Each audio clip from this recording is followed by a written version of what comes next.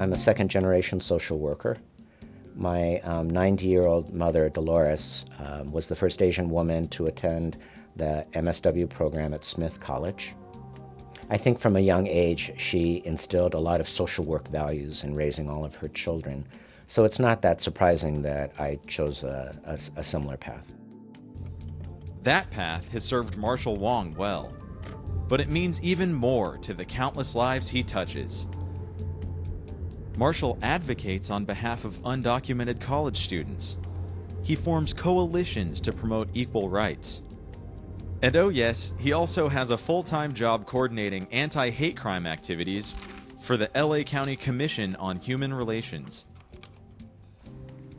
Marshall takes the struggle against injustice to heart. It's a lesson he learned from his parents and from his family's personal history. My parents grew up in a time when there was legal segregation in housing, public accommodations, and in the workforce. I grew up with the stories of the kinds of obstacles and barriers that my own parents had to overcome, and my grandparents. As a result, I felt a particular commitment at a young age to want to ensure that other people don't have to go through that. I think that that's one of the reasons why I decided to go into the social work profession. Marshall's social work family upholds his priorities. I'm especially heartened because NASW has gone to bat for the Federal DREAM Act, an important piece of legislation that would build a path to legalization for undocumented college students who otherwise have no future in this country. These are bright, young people who can contribute to society, and yet they'll be locked out of any opportunities to be able to pursue their dreams and their careers. Sometimes for Marshall, protecting people's dreams against injustice means starting a whole new coalition. API Equality-L.A. formed during the summer of 2005 in response to large demonstrations that had been organized by conservative Asian ministers against marriage equality and against LGBT civil rights. When we started out, people thought we were a little bit crazy. We tried to do what no one had ever done before, which was to build a broad-based coalition in support of an LGBT civil rights issue that was going to unite people of all different walks of life and backgrounds, straight and gay, men and women, people of all ages, and all ethnic backgrounds. And we weren't sure when we started how it was going to be received. And Marshall had real reason to wonder. Trying to build support for same-sex marriage in the Chinese community was a formidable task. Shortly after our coalition formed, we needed a coming out party.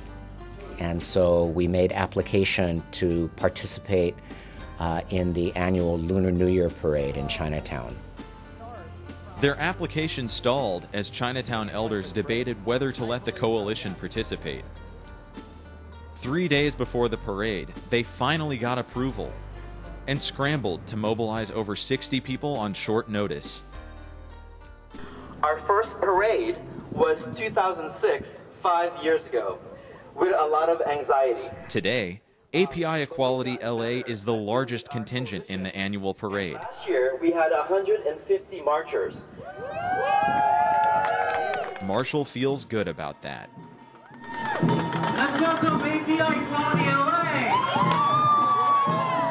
We think it sends an important message that we claim a place in the larger Chinese community, that for the thousands of people who line the parade route every year, from senior citizens to small children, they see us as part of the community, and we've become a very normal, non-controversial component in the parade. And I think that that's kind of an extraordinary thing. Marshall works tirelessly to make the extraordinary ordinary. And he finds inspiration in the teachings and practices of social work. When I was filling out my application for my MSW program, I remember reading the description that the whole field of social work is about furthering the democratization of our society.